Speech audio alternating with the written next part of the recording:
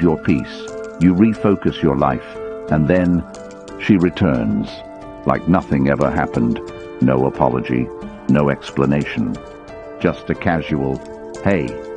You read that text, and every part of you screams, "What does this mean? What do I do now?" You're not alone. This is a test, and how you respond will change your life. This isn't just about her. It's about you. Your dignity, your self-worth, your values, your future. But most men, they fail. Today, you won't. Comment, "Never again," if you've ever been ghosted or hurt by someone who thought you'd still be there waiting. And stick with me to the end. This message will transform your life, not just your love life. Number 1. Why she disappeared. She disappeared not because you were boring or because she suddenly saw a flaw in you that made her question the entire connection, but because deep down you were stable and present in a world where chaos is romanticized, where men who provide peace are confused with those who bring passivity, and the ones who are always available are seen as dispensable. She vanished because in her world, the excitement of attention from many carries more weight than the consistency of loyalty from one. And even though your presence should have been the very thing she cherished, it became the thing she subconsciously resented because it made her reflect on the fact that she herself wasn't ready for something real. She wasn't emotionally equipped to reciprocate what you were giving freely, and because she didn't have the maturity to look you in the eye and say, "I'm not ready," she chose the easy way out. She vanished, she ghosted, she slipped away without explanation, and in that disappearance, she sent a message not just to you, but to herself, confirming that she doesn't have to face consequences for emotional negligence, that as long as she remains the prize in the eyes of men, she can come and go as she pleases. And let me ask you something that might sting. How many times did you compromise your own standards just to keep the peace? How many times did you ignore that gut feeling when her words and actions stopped matching? How many times did you tell yourself she was just busy, just overwhelmed, just not ready to talk, when deep down you knew she was checking out and you didn't want to admit it, because that would mean facing the harsh truth that you were more committed to the idea of her than she ever was to the reality of you, and that feeling of betrayal you felt when the connection you invested in evaporated without closure, when her "I'm different" turned into the same pattern you swore you'd avoid, when the conversations went from deep to dry, from passionate to passive, from "you're the one" to unread messages. That pain was real. But what you must see now is that her disappearance was never really about you. It was about her unresolved desire for novelty, her thirst for control, her addiction to validation, and most painfully of all, her inability to sit still with something good without sabotaging it out of boredom or fear or emotional immaturity. And that's the part no one wants to say out loud, that some women will walk away from what's best for them just because they never learned how to value consistency, that they chase chaos under the illusion that it's passion, and they run from peace because it reminds them they have to grow. And here's where Stoic principles come in. Epictetus said, "It's not what happens to you, but how you react to it that matters." And when she disappeared, your first reaction may have been confusion or anger or heartbreak. But now your reaction must be discipline, clarity, and a commitment to never betray yourself for temporary affection again.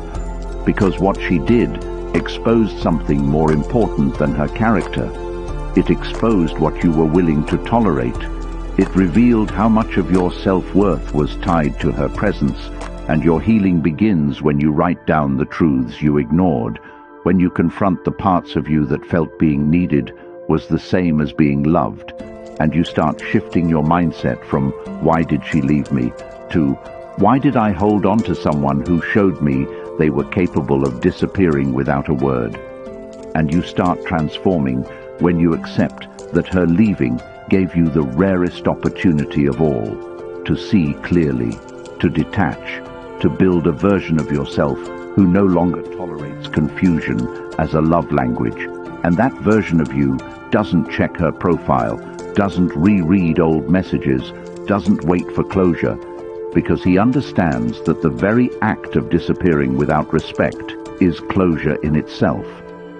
And the day you stop trying to understand people who never tried to understand you, the day you stop romanticizing pain as proof of love, the day you choose inner peace over external validation, that is the day you stop attracting runners and start attracting equals. Not because you changed for them, but because you finally saw yourself as someone worth protecting.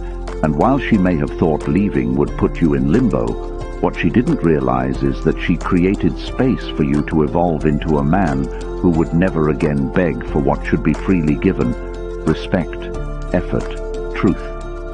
Number 2. Why she's back now.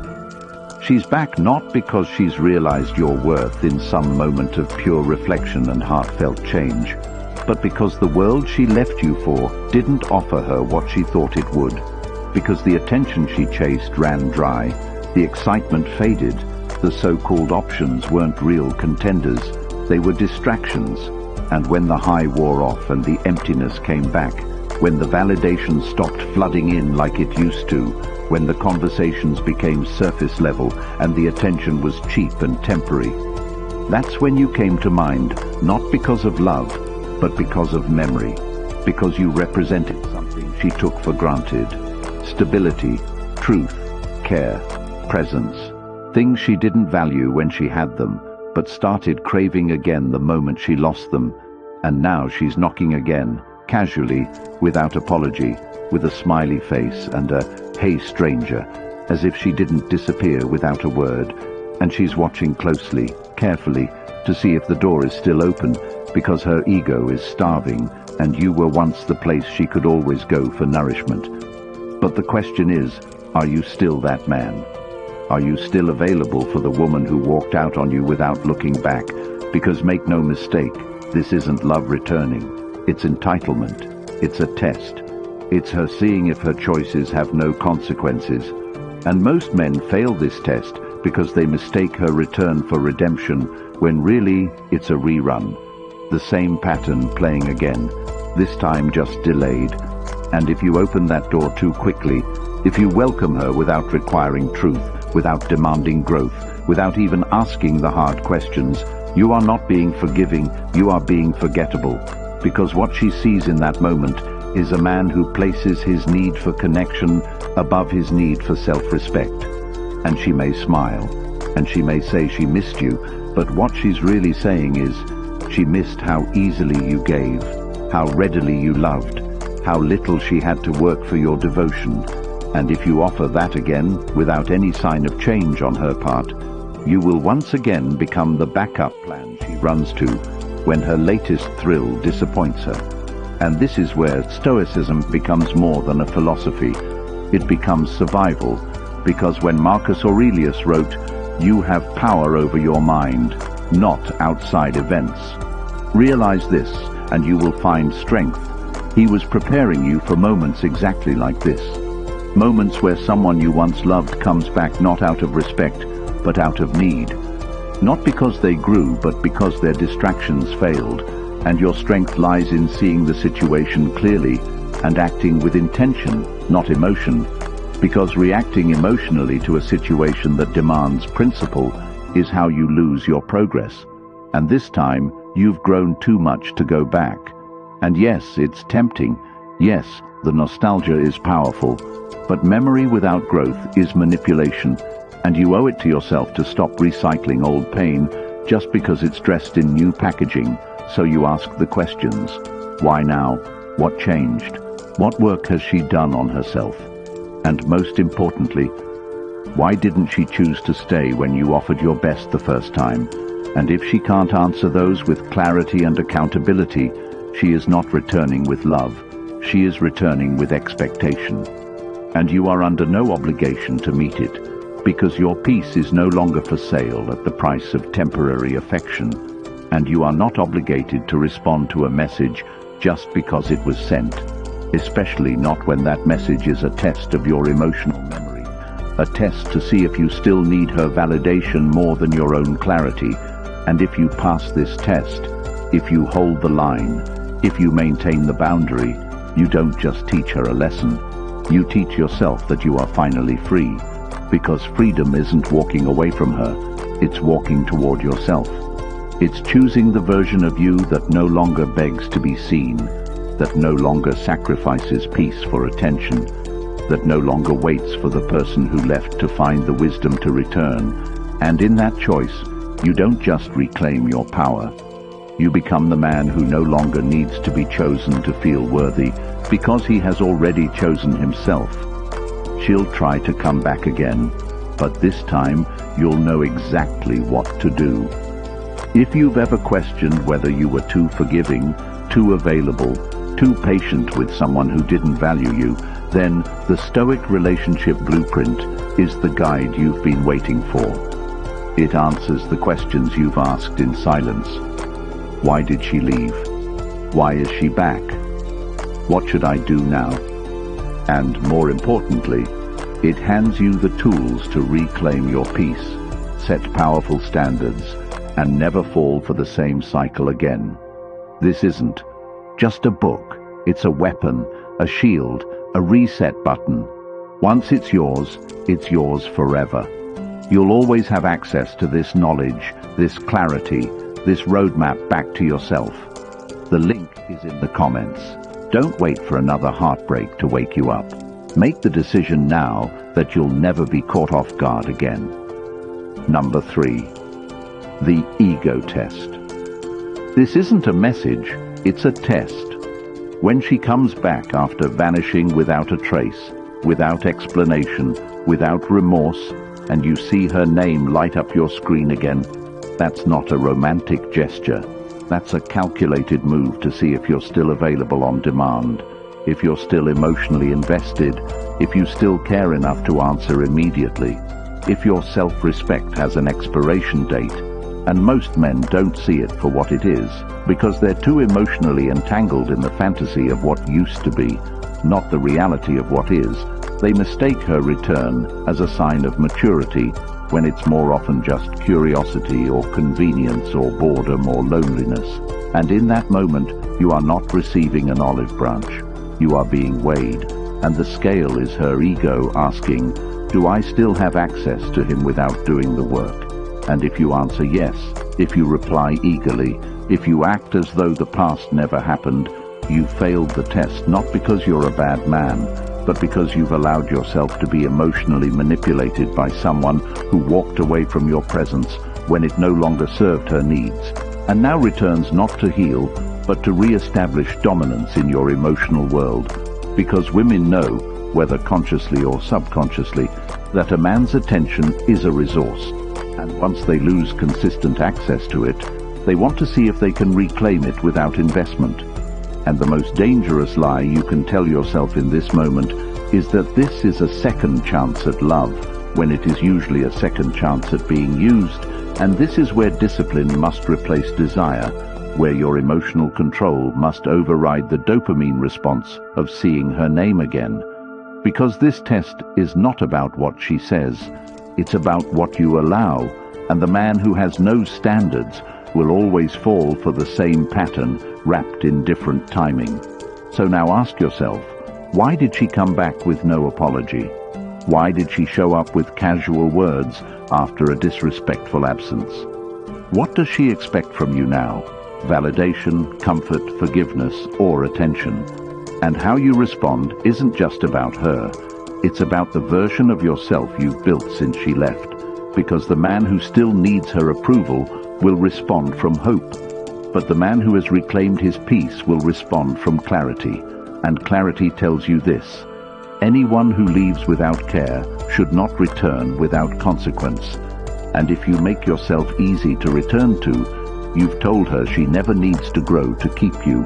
And that kind of man is not respected, not admired, not valued. He is used, dismissed, and recycled whenever she needs a temporary fix for her emotional hunger. So you must make a choice. Do you pass this test by standing firm in your standards, by holding her accountable, by asking what she's done to earn your energy again? Or do you fail it by going back to the man you were when she left, uncertain, forgiving too quickly, desperate for her attention? Because every time you fail this test, you don't just lose her again, you lose more of yourself. Your self-respect gets chipped away, your emotional foundation weakens, and you train her to believe that no matter how badly she disrespects you, you'll still be there.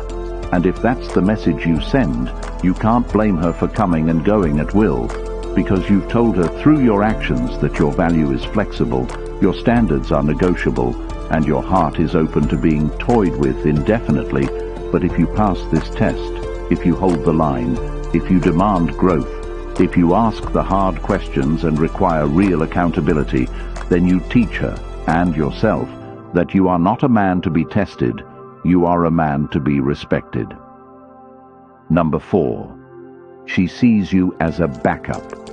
She doesn't see you as her partner, her future, her equal.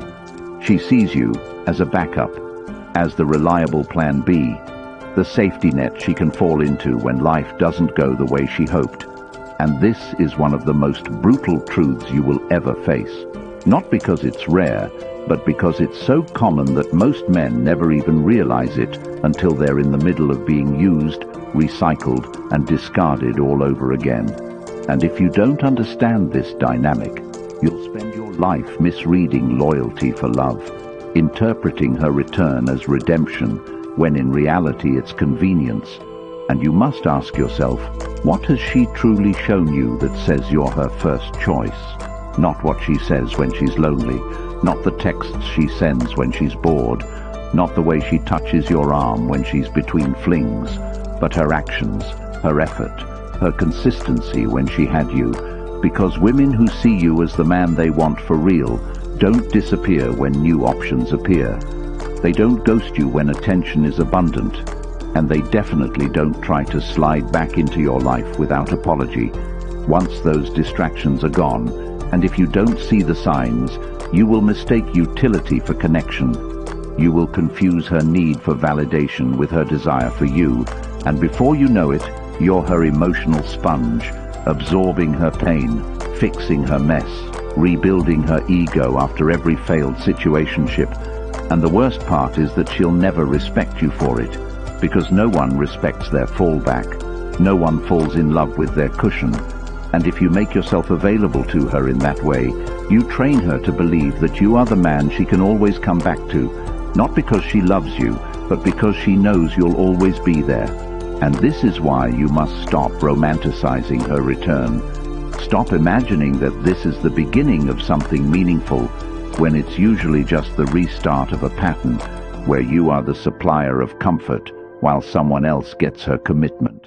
And once you recognize that she only calls you when her world is falling apart, once you see that she only wants to talk when the people she chose fail her, once you feel the emptiness in her affection when she needs you versus when she desires you, then you'll finally be able to step back and ask, do I want to be someone's afterthought? Do I want to be the emotional janitor for someone who left me for someone else's attention? And when the answer is no, because deep down it always is, you will start to reclaim your place in the world, not as someone's second choice, but as someone's only choice. And that begins by no longer answering the late-night text, no longer picking up the pieces of her bad decisions, no longer giving her the emotional validation she lost elsewhere. Because when you stop letting her use you for emotional survival, you force her to face herself, and more importantly, you allow yourself to finally move on from someone who never truly valued you in the first place. And that is not bitterness, that is clarity. And clarity is what sets you free. Number 5. How weak men react. Weak men react with emotion, with hope, with desperation disguised as forgiveness. Because when she returns, casually, unapologetically, they don't see the pattern. They see the possibility, and in doing so, they walk straight into the trap of their own emotional fantasy, because instead of remembering the pain of being discarded, instead of honoring the dignity they lost when they were ignored, Instead of recognizing that love without respect is just dependency, they rush to reply, they get excited, they tell their friends, "She's back," like it's some victory. And in that moment, they reveal a truth about themselves they're not even aware of, that they are still placing their worth in someone else's validation, that they haven't grown, that they haven't healed. And that's exactly what she's testing for, because when she vanished, she was betting on one thing, that you'd still be emotionally available when she got bored of whatever pulled her away.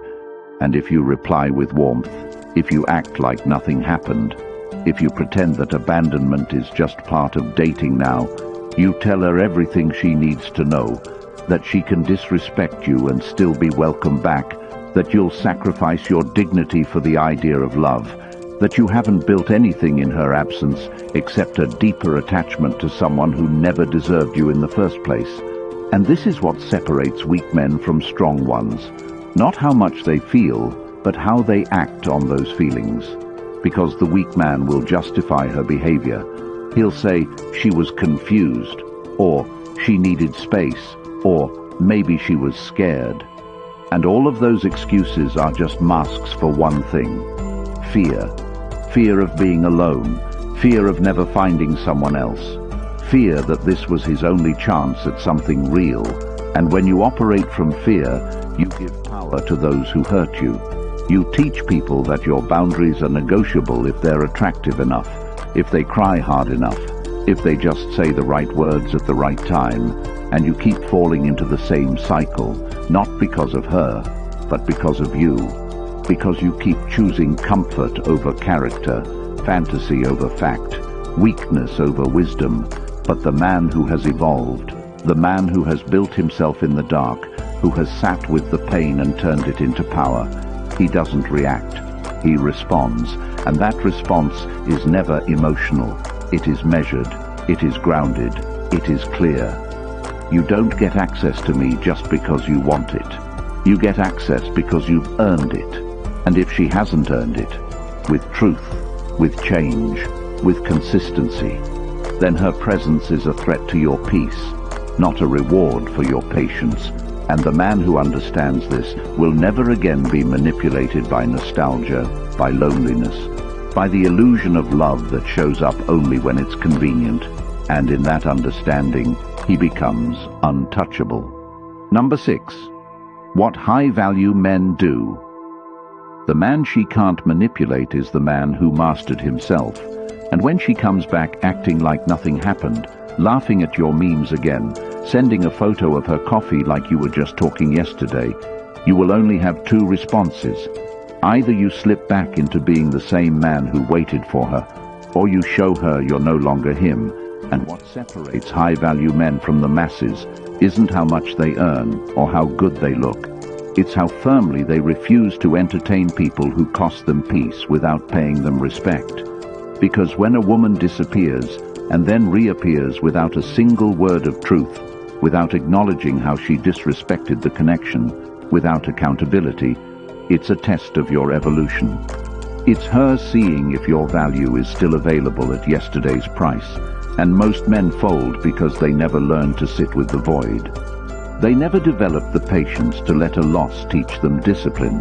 But the man who has done the work, who spent the night she was gone building his purpose, getting stronger, getting focused, and rewriting the rules of who has access to him, that man doesn't just think twice before letting someone back in. He makes them climb to where he is now. Because he knows what it took to rebuild himself from the disappointment. He remembers the pit in his stomach when she ignored his messages, the way he kept checking his phone like a lost boy hoping to be chosen again. But that boy became a man not by chance, but by decision, by saying, "Never again," by refusing to allow his value to be determined by someone else's whims. And that man doesn't chase closure. He creates it. He doesn't beg for explanations. He demands truth or walks without a word. He doesn't get angry when she returns. He gets clearer because he understands this. Love without respect is manipulation in disguise, and you can't demand both love and boundaries if you don't enforce consequences. So when she shows up with that flirty energy, that passive reach out, that calculated re-entry, the high-value man doesn't reward it, he challenges it, not with games, but with clarity, with questions that reveal whether she grew or just got bored. And if she can't answer why she left or what changed, if she dodges and deflects and plays victim, he doesn't scold her or try to convince her to be better. He simply doesn't engage, because engagement without standards is an invitation to repeat pain. And pain is a lesson you only need once if you learn it properly. So he measures her return not by the butterflies in his stomach, but by the substance in her effort. And unless she comes back transformed, honest, and willing to own every action, she doesn't get another chance, because he knows what it costs to love without boundaries, and he will never pay that price again. Number 7. The power of indifference. The most dangerous man is not the one who hates you or loves you, but the one who feels nothing. And that is where you must live, in the place where your emotions don't make decisions for you, where her texts don't create adrenaline, where her return doesn't awaken hope, because when you reach true indifference, she no longer controls you with her presence or absence. She becomes irrelevant to your emotional state, and this isn't about pretending not to care. It's about actually building a life so full, so rooted in purpose, so grounded in your own discipline and vision, that someone coming back from the past doesn't feel like a rescue. It feels like a distraction. And indifference is not bitterness, it's clarity. It's the understanding that someone who left without warning, who treated your heart like an option, does not get the privilege of occupying your mind space anymore, because every time you let her back in without evaluation, you teach yourself that your worth is dependent on being chosen, and indifference breaks that cycle. It says, I'm not here to be liked, I'm here to be respected. And respect doesn't beg for attention, it doesn't chase after ghosts, it doesn't wait by the phone. It creates a reality so powerful that anyone who exits it knows they'll never find that kind of presence again. And when you become indifferent, you become free. Because you no longer measure your identity by who wants to stay or who's interested today. You measure it by how consistent you are in your own values, how disciplined you are in who you let access your time, your energy, your body. And when she comes back with that fake concern, that familiar flattery, that passive interest, you feel nothing. Not because you're cold, but because you've healed, you've grown, you've turned inward and discovered that the man who knows who he is doesn't need anyone to validate it. And if she isn't matching your energy with effort, if she isn't walking in with honesty and responsibility, if she's just testing the waters to see if you're still warm, your indifference becomes your protection, your defense against manipulation, because she can't win games you're no longer playing, and the man who lives by principle doesn't react to temptation. He filters it through his standards, and unless she's bringing something real, he stays focused on his mission, because he finally understands that peace is not found in her return, it's found in his refusal to let chaos back in. Number 8. When to walk away. There is a moment where a man must look at the woman he once would have done anything for and say, I'm done. Not out of hate, not out of anger, but out of complete clarity. Because when she comes back like nothing happened, when she expects to pick up where she left off without addressing the disrespect, without taking ownership, without even pausing to acknowledge how she made you feel, you have to realize this. If you accept her again without change, you are not giving love. You are betraying yourself. And walking away isn't weakness, it's wisdom. Because sometimes the most loving thing you can do for yourself is let go of someone who didn't care enough to stay, someone who didn't fight when you were willing to, someone who made you feel like a burden when all you wanted was connection. And that kind of woman, the one who disappears and reappears without growth, is not here for your healing. She's here for your energy, for your validation, for your reassurance, And the minute you stop providing that, she's gone again. And this is why you must walk away, not just from her, but from the part of you that thought being chosen meant being worthy, because you were already worthy, even when she didn't see it, especially when she didn't see it, and walking away is the final act of love. For yourself, it's saying, I will no longer entertain the people who couldn't appreciate me when I was giving them everything. And that moment is not a loss, it's a liberation, because the man who can walk away is the man who cannot be broken. He doesn't need closure to move forward. He doesn't need apologies to find peace. He just needs to remember who he is and what he deserves. And walking away isn't about making her regret it.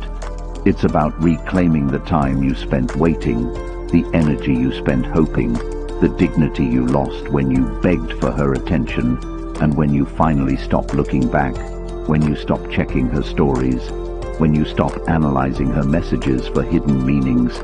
You begin the real journey, the one where you build a life that doesn't require anyone's validation to feel complete.